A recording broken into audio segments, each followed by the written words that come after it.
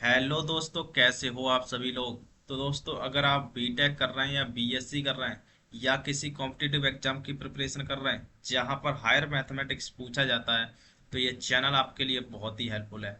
तो दोस्तों, multiple integral के लेक्चर नंबर 4 में हम बात करेंगे ट्रिपल इंटीग्रेशन की। और इसका दोस्तों वर्किंग रूल भी देखेंगे, और उसके बाद इस पर बेस्ड कुछ इंपॉर्टेंट एग्जांपल्स हैं, उनको देखने वाले हैं। ठीक है, तो चलिए दोस्तों हम शुरू करते हैं। तो दोस्तों, बात करें हम ट्रिपल इंटीग्रल वर्किंग रूल की, तो इसके दो रूल हैं, उनको आपको ध्यान से देखना है। और उसके बाद तो हम सब कुछ क्वेश्चन में समझ लेंगे। ठीक है, तो देखिए पहला रूल क्या है। If all variable have constant limit, then we can integrate in any order keeping other variable constant. देखिए ये क्या कहना चाह रहा है वो हम आगे क्वेश्चन में देखेंगे, बस आप इनको पढ़ लीजिए थोड़ा सा। ठीक है, देखिए दूसरा क्या कह रहा है दोस्तों। ये कह रहा है इफ वन और two variable have variable limit. ठीक है, ये कह रहा है वन या उससे अधिक वेरिएबल लिमिट के हैं, then which is more variable should be integrate first. तो देखिए ये क्या कह रहा है, हम एक एग्जांपल से देखते हैं यहीं पर। ठीक है, उसके बाद देखेंगे। जैसे मान लीजिए हमारे पास एक ट्रिपल इंटीग्रेशन इस तरीके से दिया गया है। यहाँ पर कोई एक फंक्शन है फाई ऑफ, मान लेते हैं एक्स वाई जेड में है। ठीक है, मान लेते हैं ये दोस्तों जो पहली लिमिट है वो हमारी x और y में है। ठीक है, F of X comma Y से ये जा रही है G of X comma Y तक। ठीक है, दूसरी लिमिट हम मान लेते हैं वो एफ ऑफ एक्स से जी ऑफ एक्स तक जा रही है। ठीक, और तीसरी लिमिट मान लेते हैं वो ए से बी तक जा रही है। क्लियर। और यहाँ पर हम मान लेते हैं दोस्तों कि ये जो है वो डी एक्स डी वाई और डी जेड इस तरीके से है। ठीक है, अब इसे इंटीग्रेट करना है। तो देखिए इसे इंटीग्रेट कैसे करेंगे। सबसे पहले तो हमें लिमिट पहचाननी पड़ेगी कि ये कौन सी लिमिट किसकी लिमिट है।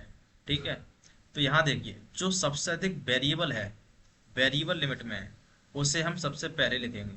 ठीक है, तो पहला हमारा F of X comma Y है, ये सबसे अधिक वेरिएबल लिमिट है G of X comma Y. ठीक है, अब देखिए ये एक्स कोमा वाई है, इसका मतलब ये किसका फंक्शन होगा, जेड का फंक्शन होगा, मतलब ये जेड की लिमिट होगी। ठीक है, उसके बाद इससे कम वाली वेरिएबल लिमिट ये एफ ऑफ एक्स से कहाँ तक है, ये जी ऑफ एक्स तक है। ठीक, तो ये एक्स में है तो ये हो जाएगी दोस्तों वाई की लिमिट। ठीक है, और जो लास्ट बची हमारे पास ए से बी कांस्टेंट लिमिट, ये हमारी हो जाएगी एक्स की लिमिट। तो इस तरीके से हमें लिमिट को पहचानना है। ठीक, और जो हमारा जो फंक्शन चल रहा है phi of X comma Y comma Z. ठीक है, अब देखिए जेड है पहले, तो सबसे पहले डी जेड आएगा, उसके बाद वाई है, उसके बाद आएगा डी वाई यहाँ पर, उसके बाद है हमारा एक्स, तो इसलिए यहाँ पर आ जाएगा डी एक्स। तो सबसे पहले हम डी जेड को इंटीग्रेट करेंगे, उसके बाद डी वाई को, उसके बाद डी एक्स को। इस तरीके से दोस्तों हम ट्रिपल इंटीग्रेशन को इंटीग्रेट करते हैं। तो अब दोस्तों हम देखते हैं क्वेश्चंस। ठीक है, तो देखिए हमारे पास क्वेश्चन नंबर 1 है integrate zero to pi by three, zero to two pi और जीरो से one X square sine Z D X D Y D Z, ये हमारे पास क्वेश्चन है। अब देखिए इस क्वेश्चन में आप देख रहे हैं कि हमारे पास जो तीनों लिमिट है वो कांस्टेंट लिमिट है। ठीक है, और जब भी दोस्तों कांस्टेंट लिमिट होती है तो ऐसे क्वेश्चनों में हम क्वेश्चन की हेल्प से देखते हैं। तो सबसे पहले डी एक्स है यहाँ पर, तो ये पहली लिमिट दोस्तों हम एक्स की मानेंगे यहाँ पर। उसके बाद क्या है डी वाई है, तो इसे हम वाई की लिमिट मान लेते हैं। ठीक है, उसके बाद डी जेड है तो इसको हम जेड की लिमिट मान ले रहे हैं। ठीक, अब हमारे पास लिमिट मालूम पड़ेगी, तो सबसे पहले हम एक्स को इंटीग्रेट करेंगे। तो देखिए एक्स को इंटीग्रेट करेंगे तो देखिए क्या होगा, और साइन जेड है इसको हम कांस्टेंट की तरह ट्रीट करेंगे यहाँ पर। ठीक, तो x को इंटीग्रेट करेंगे तो x का इंटीग्रेशन क्या होता है दोस्तों, वो होता है एक्स क्यू अपॉन में थ्री। ठीक, ये इसका इंटीग्रेशन हो जाएगा, और इसकी जो लिमिट चल रही है वो है जीरो टू वन। और जो कांस्टेंट चीज़ थी वो सब हम यहाँ लिख देंगे, साइन जेड, और जो बचा हमारे पास डी वाई और फिर डी जेड। ठीक है, इसको भी हम यहाँ लिख देंगे। क्लियर। अब देखिए जो हमारे पास यहाँ लिमिट चल रही थी वो भी लिख देंगे हम, y is equal to zero to one to pi, ये हमारी लिमिट चल रही थी। एक लिमिट और है वो है हमारी z is equal to zero to pi by three. ठीक है, एक ये है। अब क्या करना है, x की जगह वन रखना है और फिर जीरो रखना है। जब आप दोस्तों x की जगह वन रखेंगे तो हमें वन बाई थ्री मिलेगा, और बाद में जीरो मिल जाएगा, तो उससे कुछ फायदा नहीं है। तो हमें मिल रहा है 1/3, ठीक है, जो कि कांस्टेंट है। अब अंदर क्या बचा दोस्तों, अंदर हमारे पास बच रहा है ये z = 0 to π/3, ठीक है। और ये चल रही है हमारे पास y = 0 to 2π। क्लियर।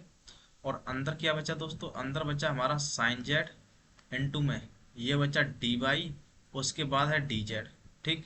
तो अब क्या करना है, हमें वाई को इंटीग्रेट करना है, मतलब डी वाई को इंटीग्रेट करना है। जब डी वाई को इंटीग्रेट करेंगे तो जो जेड है उसको हमें कांस्टेंट की तरह ट्रीट करना है। तो यहाँ पर साइन जेड कांस्टेंट हो जाएगा, तो डी वाई का केवल बाई इंटीग्रेशन होगा दोस्तों, ठीक है। तो देखिए हम यहाँ से लिखते हैं, तो हमारे पास क्या आ रहा है दोस्तों, 1/3, ठीक है। और डी वाई का क्या हो जाएगा, ये हो जाएगा बाई, इसका इंटीग्रेशन। क्लियर। और ये लिमिट है 0 to 2π। और क्या बचा हमारे पास, जो कांस्टेंट था वो हमारे पास sine Z as it is रहेगा, और डी जेड भी एज इट इज रहेगा। और यहाँ पर जो लिमिट है हमारी जेड की, z = 0 to π/3, ये भी एज इट इज रहेगी, ठीक। अब देखिए बाई की जगह 2π रखेंगे दोस्तों, तो देखिए क्या बनेगा, तो 2π रखने पर 2π बनेगा। तो 2π को हम बाहर ले लेते हैं, ठीक है, तो ये हो जाएगा 2π/3। और जीरो रखने पे तो कुछ फायदा है नहीं। अंदर क्या बचा दोस्तों, अंदर बचा हमारे पास साइन जेड और फिर डी जेड।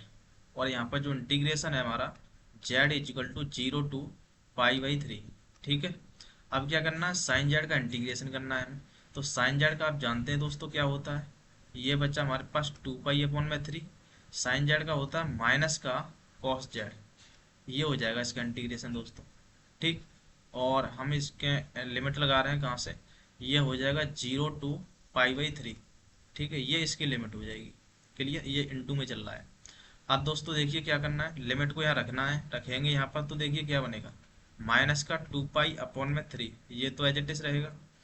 तो जेड की जगह अगर हम π/3 रखें तो ये हो जाएगा cos π/3 माइनस cos 0, ये बनेगा दोस्तों यहाँ पर, ठीक है। आप जानते हैं दोस्तों यहाँ पर, जो यहाँ पर आप देख रहे हैं कि cos π/3 कितना होता है, π/3 का मतलब cos 60। और cos 60 कितना होता है दोस्तों, ये होता है 1/2 माइनस, और cos 0 होता है 1। तो दोस्तों यहाँ से आप देख रहे हैं कि ये हो जाएगा माइनस का 2π/3 इनटू में, यहाँ दोस्तों माइनस हाफ बचेगा, ये कितना बचेगा, माइनस का हाफ, ठीक है। और माइनस माइनस ये प्लस हो जाएगा, और 2 से 2 कैंसिल हो जाएगा दोस्तों यहाँ पर, ठीक। तो यहाँ पर कितना बच रहा है दोस्तों, ये बच रहा है π/3। क्लियर, ये बचेगा दोस्तों फाइनल आंसर आपका, ठीक। तो ये दोस्तों हमारा हो जाएगा फाइनल आंसर। तो दोस्तों इस तरीके से हमें क्वेश्चन को सॉल्व करना है। अब देखिए नेक्स्ट क्वेश्चन देखते हैं। तो दूसरा क्वेश्चन हमारे पास ये है दोस्तों कि 0 to 3 और 0 से 2 और 0 से 1, ये हमारे पास लिमिट है, तीनों की तीनों लिमिट कॉन्स्टेंट लिमिट है हमारे पास। और हमारे पास फंक्शन है x + y + z dx/dy/dz, ठीक है। इसे हमें इंटीग्रेट करना है दोस्तों। तो देखिए सबसे पहले तो ऐसे क्वेश्चनों में हमें लिमिट पहचाननी होती है। तो दोस्तों लिमिट की बात करें तो तीनों की तीनों लिमिट हमारे पास कांस्टेंट लिमिट है। जब तीनों कांस्टेंट लिमिट होती हैं तो हम क्वेश्चन के हिसाब से देखते हैं। पहले हमारा dx है, तो ये वाली लिमिट x की हो जाएगी, ठीक है। उसके बाद dy है दोस्तों, तो ये वाली लिमिट हम y की मानेंगे। उसके बाद dz है, तो उसके बाद ये वाली हमारी z की लिमिट हो जाएगी। अब बस इसे इंटीग्रेट करना है। तो x के रिस्पेक्ट में अगर इसे इंटीग्रेट करेंगे तो x का इंटीग्रेशन हो जाएगा यहाँ पर, वो हो जाएगा दोस्तों x² / 2, ठीक है, प्लस में, अब y तो कांस्टेंट रहेगा, ठीक है, लेकिन dx अंदर जाएगा यहाँ पर, तो dx का केवल x बनेगा यहाँ पर, प्लस में z कांस्टेंट और यहाँ पर x लग जाएगा। क्लियर, ये बनेगा दोस्तों इसका इंटीग्रेशन। और इसकी जो लिमिट चल रही है 0 to 1, वो एज इट इज रहेगी। और यहाँ पर चल रहा है dy और फिर dz, ठीक। और जो हमारे पास इंटीग्रेशन है y = 0 to 2 और z = 0 to 3, ये हमारे पास इंटीग्रेशन चल रहा है। अब दोस्तों क्या करना है, हमें यहाँ पर लिमिट रखनी है। जब आप x की जगह 1 रखेंगे दोस्तों, तो देखिए क्या बनेगा, ये हमारे पास चल रहा है z = 0 to 3, इसको हम लिख लेते हैं पहले। ये है हमारे पास y = 0 to 2, ठीक है। देखिए 1 रखेंगे यहाँ पर, यहाँ बचेगा 1/2, ठीक है, प्लस में जब x की जगह 1 रखा हमने तो यहाँ बचा y, प्लस में x की जगह 1 रखा तो यहाँ बचा z, ये बच रहा है हमारे पास दोस्तों। और 0 रखने पे तो सब 0 हो जाएगा यहाँ पर, ठीक। और यहाँ चल रहा है दोस्तों हमारे पास dy और उसके बाद है dz। क्लियर। अब दोस्तों हमें डी वाई को इंटीग्रेट करना है, तो डी वाई को इंटीग्रेट करेंगे तो देखिए क्या बनेगा दोस्तों, यहाँ से ये हो जाएगा 1/2 तो कांस्टेंट, लेकिन यहाँ 1 होगा ना उसका दोस्तों बाई के रिस्पेक्ट में ये बाई लग जाएगा यहाँ पर, प्लस में बाई का हो जाएगा हमारे पास बाई स्क्वायर अपॉन में 2, प्लस में जेड का दोस्तों जेड इंटू में बाई हो जाएगा जेड का। क्लियर। ये इसका इंटीग्रेशन हो जाएगा। एन टू में क्या चल रहा है, एन टू में चल रहा है डी जेड, और हमारे पास जो इसकी लिमिट है वो है दोस्तों 0 to 2, ये इसकी लिमिट है। ठीक। और एक लिमिट हमारे पास जेड की चल रही है, जेड इजकल टू 0 to 3। ठीक। अब क्या करना है दोस्तों, जहाँ पर बाई है वहां पर 2 रख देना है, तो जब 2 रखेंगे यहाँ पर तो 2 से 2 कैंसिल, यहाँ 1 बचेगा। ठीक। प्लस में यहाँ पर 2 रखेंगे तो 2 दूनी 4, तो 2 से 2 कैंसिल हो जाएगा यहाँ पर रखने पर, तो यहाँ ऊपर केवल 2 बचेगा। ठीक।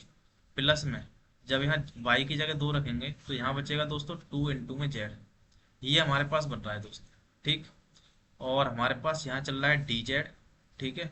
और इसकी जो लिमिट है हमारे पास वो है Z is equal to 0 to 3। Clear.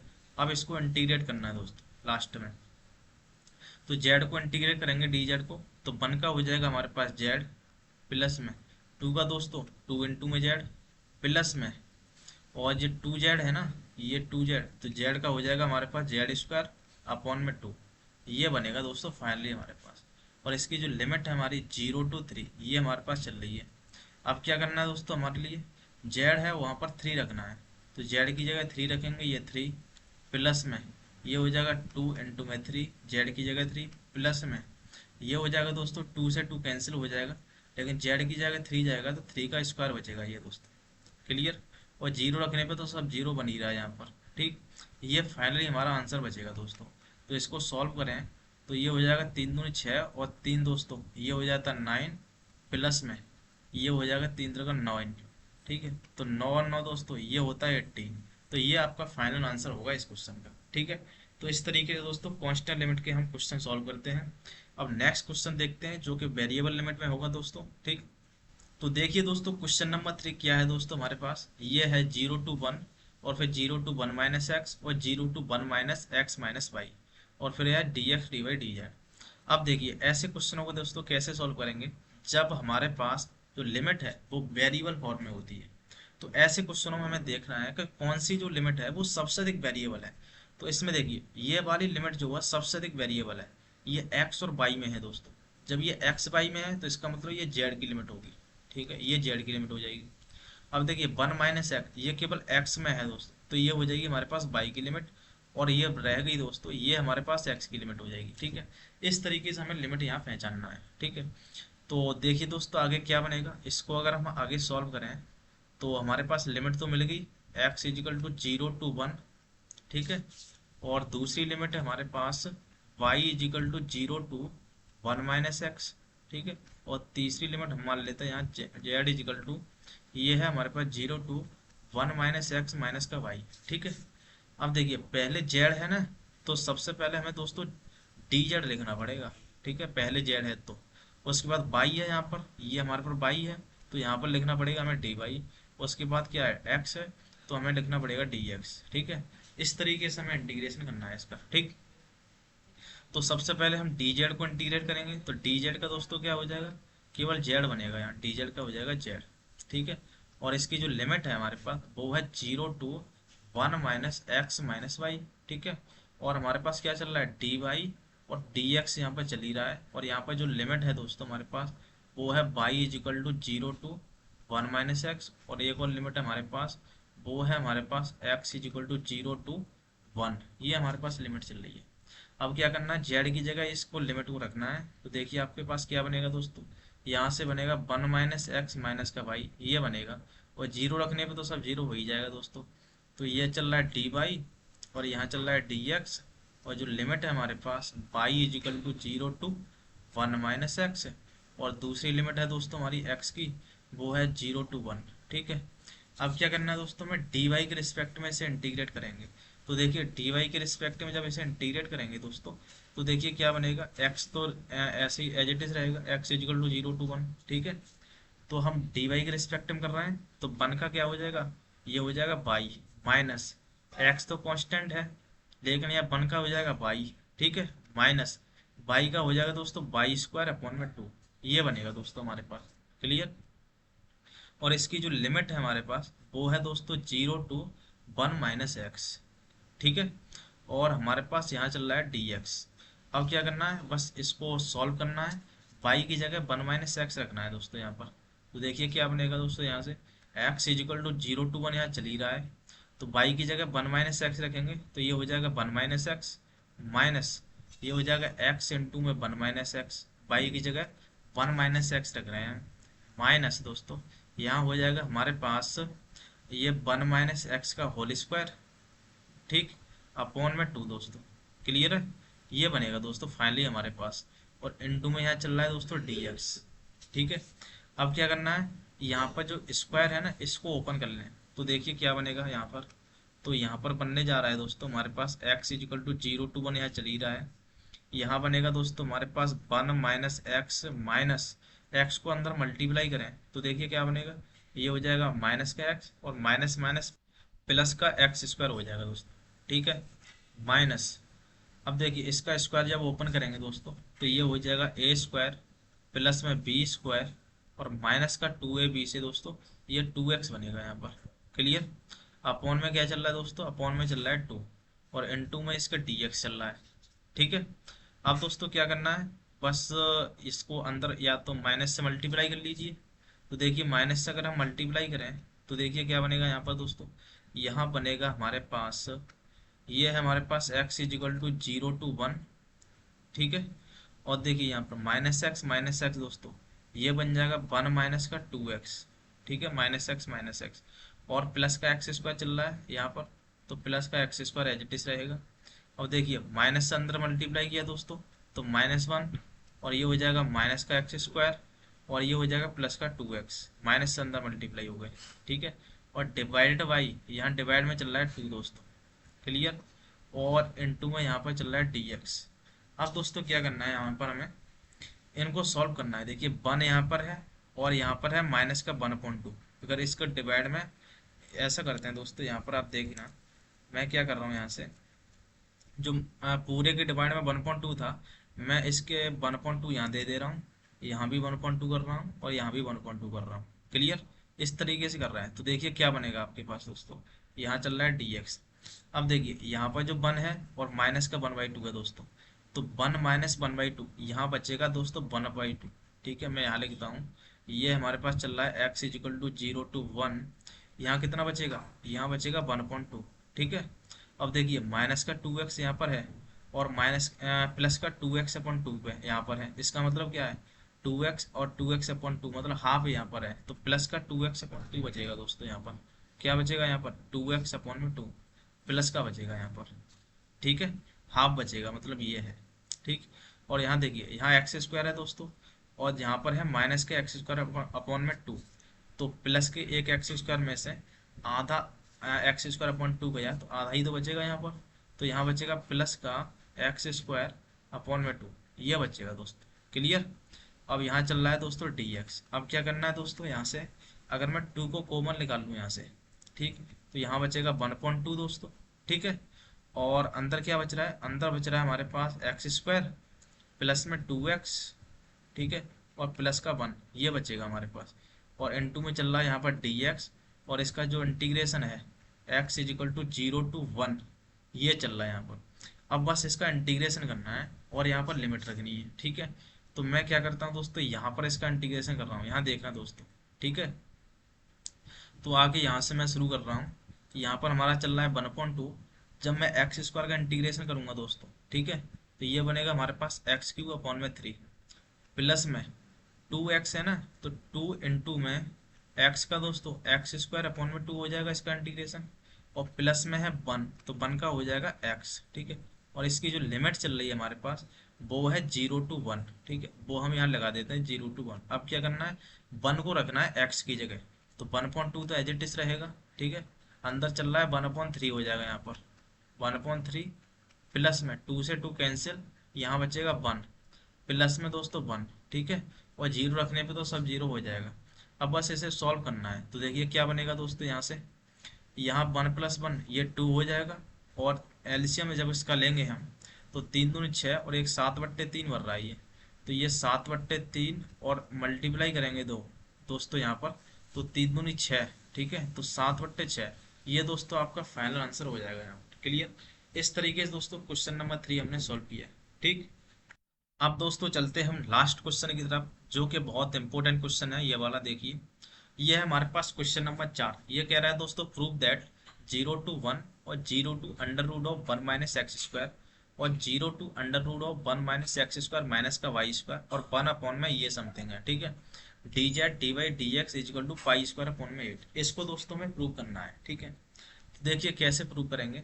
तो सबसे पहले तो दोस्तों ऐसे क्वेश्चनों में क्या करना होता है, ऐसे क्वेश्चनों में लिमिट पहचाननी होती है कि कौन सी लिमिट किसकी है। तो हमें सबसे पहले ये देखना है कौन सी लिमिट सबसे अधिक वेरिएबल है। तो इस वाली लिमिट में देखिए, ये वाली लिमिट है सबसे अधिक वेरिएबल है। इसमें एक्स वाई आ रहा है, ठीक है। जब एक्स वाई आ रहा है तो ये जो लिमिट होगी वो जेड की लिमिट हो जाएगी, ठीक है। इसमें केवल एक्स आ रहा है तो ये वाली लिमिट वाई की हो जाएगी, ठीक है। तो ये वाली लिमिट दोस्तों वाई की हो जाएगी, ठीक। और जो लिमिट रहेगी ये हमारी हो जाएगी एक्स की लिमिट।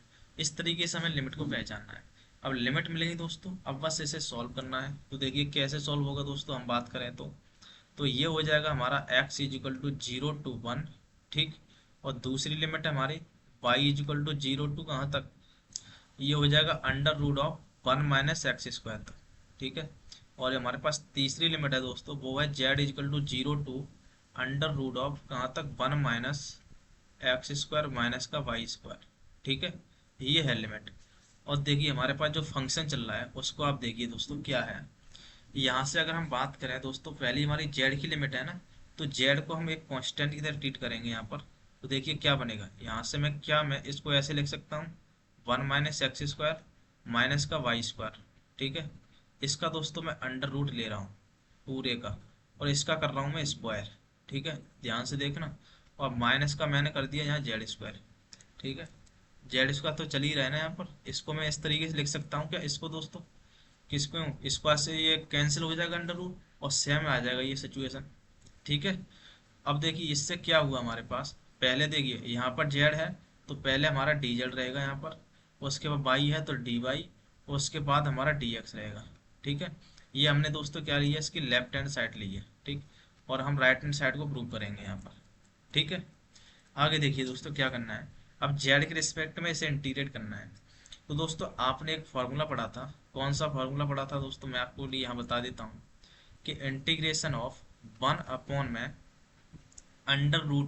ठीक है, 1/√ऑफ। और ये दोस्तों यहाँ पर हमारा पूरा अंडर रूट में चल रहा है, ये सब कुछ ही अंडर रूट में है नीचे वाला, ठीक है। तो ये एक फार्मूला पढ़ा था आपने, 1/√ऑफ a² - ठीक है, इनटू में dx। इसका जो इंटीग्रेशन होता है दोस्तों वो होता है हमारे पास साइन इनवर्स x/a। ये आपने इंटीग्रेशन पढ़ा था दोस्तों, ये फॉर्मूला यहाँ बन रहा है दोस्तों। ये तो हमारे पास पूरा का पूरा कांस्टेंट है, ठीक है। और ये हमारा वेरिएबल है जेड केवल। जब जेड वेरिएबल है तो यहाँ एक्स की जगह जेड यहाँ काम कर रहा है यहाँ पर, ठीक है। तो वो साइन इनवर्स x/a हो जाएगा। देखिए अब आगे सॉल्व करते हैं दोस्तों, देखिए क्या बनेगा। यहाँ पर हमारे पास x = 0 to 1 तो एज इट इज रहेगा। और देखिए y = 0 to √(1 - x²), ये भी एज इट इज रहेगा। इसका इंटीग्रेशन क्या हो गया दोस्तों, इसका इंटीग्रेशन होगा हमारे पास साइन इनवर्स x की जगह जेड काम कर रहा है यहाँ पर, जेड अपॉन में ए की जगह दोस्तों ये अंडर रूट में है ना, ये काम कर रहा है अंडर रूट में है हमारा 1 - x² -y², ये काम कर रहा है यहाँ पर, ठीक है। ये बना हमारा साइन इनवर्स के अंदर। क्लियर। और इसकी जो लिमिट है दोस्तों, वो लिमिट क्या चल रही है हमारे पास, वो है हमारे पास 0 to √ऑफ क्या, 1 - x² -y²। ये हमारी लिमिट चल रही है, ठीक है। और हमारे पास यहाँ चल रहा है डी वाई और उसके बाद है डी एक्स। क्लियर। अब क्या करना है दोस्तों, इसमें हमारे पास लिमिट रखनी है। तो देखिए लिमिट रखने के बाद क्या बनेगा हमारे पास, ये चल रहा है x = 0 to 1, और दूसरी लिमिट है हमारे पास y = 0 to √(1 - x²). क्लियर। अब देखिए जेड की जगह जब अपर लिमिट रखेंगे दोस्तों, तो ये 1 से 1 कैंसिल हो जाएगा, मतलब ये पूरा अंडर रूट इससे कैंसिल हो जाएगा और यहाँ पर केवल 1 बचेगा। तो साइन इनवर्स 1 दोस्तों, ये होता है दोस्तों π/2 के बराबर, साइन इनवर्स 1। क्योंकि साइन 19 कितना होता है, 1 होता है ना साइन 90। तो साइन इनवर्स 1 ये हो जाएगा पाई बाई टू, मतलब 90 के बराबर। तो ये होता पाई बाई टू हो जाएगा। माइनस अगर जीरो रखेंगे दोस्तों तो sine zero, sine inverse zero, sine inverse zero दोस्तों जीरो ही होता है, ठीक है। तो ये हो जाएगा जीरो। तो हमारे पास वैल्यू ये मिली हमारे पास, खासकर वैल्यू, ठीक है। तो ये हमारे पास चल रहा है डी बाई और उसके बाद चल रहा है डी एक्स। अब दोस्तों क्या करना है, यहाँ पर बाई तो है ही नहीं, तो डी बाई का केवल बाई इंटीग्रेशन होगा और पाई बाई टू को हम बाहर ले लेते हैं, ठीक है। तो देखिए क्या बनेगा दोस्तों, पाई बाई टू को हमने बाहर लिया और डी बाई का हो गया हमारे पास बाई, और इसकी जो लिमिट है हमारे पास वो है 0 to under root of 1 - x², ठीक है। और यहाँ चल रहा है दोस्तों डी एक्स, और इसकी जो लिमिट, एक लिमिट बची ना हमारी, x की इक्वल टू 0 to 1, ये यहाँ पर चल ही रहा है, ठीक। अब क्या करना है दोस्तों, आगे देखिए क्या करना है हमें। आगे हम सॉल्व करें, यहाँ से सॉल्व कर रहे हैं दोस्तों आगे का कुछ, ठीक है। देखिए बाई की जगह जब हम इसे रखेंगे तो देखिए क्या बनेगा, यहाँ से पाई बाई टू तो चल ही रहा है दोस्तों यहाँ पर। तो बाई की जगह अगर हमने रखा है यहाँ पर तो ये अंडर रूट ऑफ 1 - x² बना, ठीक है। और जीरो रखने पर तो जीरो हो ही जाएगा, यहाँ हो गया डी एक्स, और इसका जो इंटीग्रेशन है दोस्तों x = 0 to 1, ठीक है। अब दोस्तों यहाँ पर एक फॉर्मूला लग रहा है, वो फॉर्मूला क्या होता है मैं आपके लिए यहाँ लिख के दिखा देता हूँ, ठीक है। यहाँ लिख के दिखा देता हूँ दोस्तों वो फॉर्मूला क्या होता है, ठीक है। ये फॉर्मूला आपने पढ़ा था दोस्तों, कौन सा फॉर्मूला था, यहाँ आप लिख देना। हेंस आपके पास जो फॉर्मूला होता है integration of under root of a² minus का x², ठीक है, इनटू में dx। ये होता है दोस्तों x अपॉन में 2, और जो हमारे पास ये है under root of a² minus का x², प्लस में ये होता है a² अपॉन में 2, और यहाँ होता है दोस्तों हमारे इनटू में यहाँ पर साइन इनवर्स x अपॉन में a, ठीक है। ये फॉर्मूला आपने पढ़ा होगा दोस्तों, ये फॉर्मूला हमें यहाँ लगाना है दोस्तों बस, और आपका काम हो जाएगा। देखिए ये पाई बाई टू यहाँ पर इनटू में, यहाँ फॉर्मूला लग रहा है हमारा x/2, x/2 का मतलब यहाँ x ही रहेगा, x/2, और अंडर रूट में जो हमारे पास क्वेश्चन था ना पूरा 1 - x², ये एज इट इज रहेगा, प्लस में ये है हमारे पास a² अपॉन में 2 इनटू में साइन इनवर्स दोस्तों, यहाँ चलेगा हमारा साइन इनवर्स x अपॉन में a का मतलब दोस्तों यहाँ पर 1 है यहाँ, ठीक है। a का मतलब 1 है, और यहाँ भी जो a लिखा है ना मैंने, यहाँ पर 1 मान लेना आप। यहाँ पर दोस्तों क्या चल रहा है, यहाँ पर मैं एक बार लिख देता हूँ दोस्तों, यहाँ पर एक बार हम लिख देते हैं, यहाँ पर हमारा चल रहा है 1, ठीक है। तो आपको कोई कन्फ्यूजन नहीं रहेगी यहाँ पर। तो यहाँ पर हमारा चल रहा है 1, तो मतलब 1 का स्क्वायर है ये, ठीक है। और इसकी जो लिमिट है दोस्तों, वो लिमिट आप जानते हैं कितनी है, 0 to 1। अब क्या करना है, 1 को रखना है यहाँ पर। जब 1 को रखेंगे दोस्तों तो देखिए क्या बनेगा, यहाँ तो पाई बाई टू बाहर चल ही रहा है यहाँ पर, ठीक है। जब 1 रखेंगे दोस्तों तो 1 यहाँ पर ये जीरो बन जाएगा पूरा टर्म, और 1 रखने पर साइन इनवर्स 1 दोस्तों पाई बाई टू मिलेगा यहाँ पर। तो पाई बाई टू और 1/2 दोस्तों ये मिलेगा हमारे पास पाई/4, ठीक है। माइनस, और जीरो रखेंगे ये जीरो बन जाएगा, और साइन इनवर्स जीरो ये भी जीरो होता है। तो हमारे पास ये बना, जब इसको मल्टीप्लाई करेंगे दोस्तों तो पाई पाई दोस्तों ये बन जाएगा हमारे पास पाई², और अपॉन में 4 इनटू में 2 ये बन जाएगा 8, ठीक है। तो ये दोस्तों फाइनली हमारे पास आप देख सकते हैं राइट हैंड साइड आ चुकी है। ये हमारे पास पूछा था कि पाई² 8 के बराबर आएगा या नहीं, तो पाई² 8 हमने प्रूव कर दिया, ठीक है। तो इस तरीके से दोस्तों हमने ट्रिपल इंटीग्रेशन के क्वेश्चन सॉल्व करने हैं, ठीक है। तो दोस्तों आज के लिए इतना ही, तब तक के लिए जय हिंद।